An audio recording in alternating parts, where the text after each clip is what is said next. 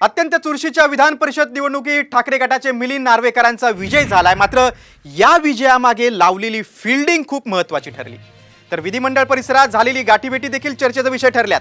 त्याच गाठीभेटी आणि साखर पेरणीचा हा विशेष रिपोर्ट। गेम कुणाचा नेम कुणावर। संजय राऊतांची चंद्रकांत पाटलांना टाळी।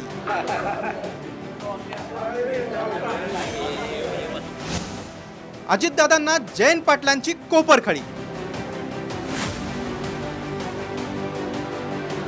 दररोज एकमेकांवर शब्दांचे बाण सोडणाऱ्या राजकीय विरोधकांनी विधान परिषदेच्या मतदानापूर्वीच एकमेकांशी गाठीभेटी घेतल्यानं निवडणुकीचा दिवस विशेष गाजला।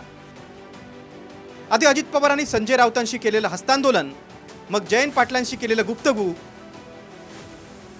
आणि त्यानंतर भेटलेल्या चंद्रकांत पाटलांना राऊतांनी घातलेली साद यामुळे राजकीय वर्तुळात अनेकांच्या भुवया उंचावल्या।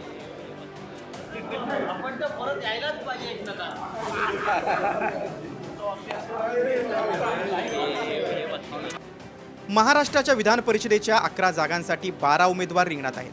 त्यातच भाजपकडून 5, शिंदे गटाचे 2, अजित पवारांच्या राष्ट्रवादीचे 2, ठाकरे गट, शेकाप आणि काँग्रेसचा प्रत्येकी 1 उमेदवार रिंगणात आहे।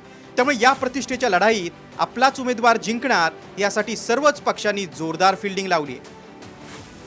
त्यामुळे कुणाची मतं फुटणार आणि कुणाची विकेट जाणार याकडे सगळ्यांचं लक्ष लागलेलं असतानाच राजकीय भेटींनी चर्चेला उधाण आलंय।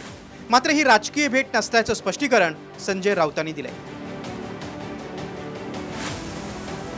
तसंच महाविकास आघाडीचे मिलिंद नार्वेकर, प्रज्ञा सातव आणि जयंत पाटील हे तिन्ही उमेदवार विजयी होण्याचा विश्वास संजय राऊतांनी व्यक्त केलाय।